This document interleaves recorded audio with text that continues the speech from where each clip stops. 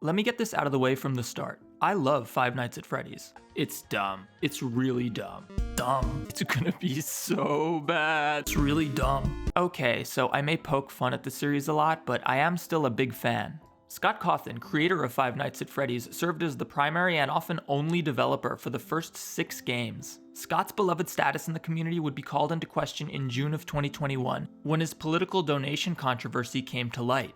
A lot of people have already covered this controversy, and I'm not really interested in talking about it right now, but I had to mention it because in the wake of said controversy, Scott announced his retirement, or rather his eventual retirement. Specifically, he said, "Is this the end of FNAF? No. This just means that someone else will eventually be running the show. Someone of my choosing and someone that I trust. We will have to wait and see how it all plays out, but an announcement will be made at some point." I want to make something else really clear to everyone watching. At the time of this video's release, Scott Cawthon still owns the FNAF franchise. Scott published Security Breach. Scott hired Steel Wool. Scott theoretically has final say on every decision Steel Wool made. And if anyone was able to make decisions without Scott's approval, it was only because Scott allowed them to in the first place. The buck still stops with Scott. FNAF is privately held, and we don't know exactly how the equity in the franchise is divided, but Scott certainly still owns a controlling share of the franchise. That line in Security Breach that was changed to remove references to Gregory bleeding? I feel you are broken. Don't worry about it, I'm fine. No, I feel that something is wrong. I am taking you to the first aid station. There's no time! I'm fine! Who made that decision? There aren't too many other big changes to lines like that, which makes it seem so deliberate. Was Scott behind that decision? Steel Wool? Was it done in coordination with the upcoming books? We really have no idea. I'm not suggesting that Scott bail on the series right now, and I'm not criticizing him for taking his time in naming a successor. Which protege to hand the franchise to is a major decision, and I'm sure Scott is taking a lot of care in choosing someone. In the interim though, I worry that this has left a void. Scott's current role in the franchise is really unclear.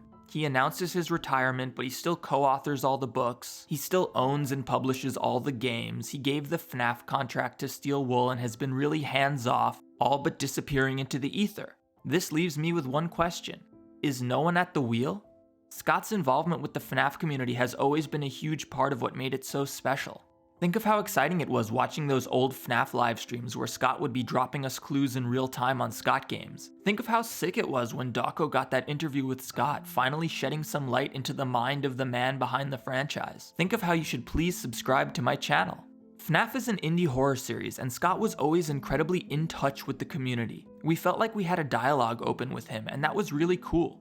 Sure, Scott wasn't always perfect. It does feel as if the whole FNAF 4 box retcon was Scott's attempt to overcompensate for the fandom's really negative reaction to Dream Theory, but still, if a successor was chosen, they could get involved with the community again like Scott used to, and that would be awesome. As of now though, nobody has been, and the FNAF community has felt different ever since. Scott remains distant from the community, and we don't have anyone to fill that void. The person behind FNAF being involved in the community and receptive to us is part of what made the original FNAF games so special, and I think newer fans deserve the same experience that we had. I think that's the best way for FNAF to thrive. My personal opinion is that Scott needs to either be fully involved or really take a big step back. I don't think it's good for the series for him to have this nebulous role where he claims he's retiring, chops up the franchise, hands some of it to Illumix, some of it to Steel Wool, some of it... Furthermore, I think one of the reasons FNAF has felt so different lately is the lack of any sort of visible centralized leadership for the series. I'm happy to see the franchise get bigger and more popular, and I'm not saying that the leadership I describe is absent. It just feels like it's absent. Thanks for watching.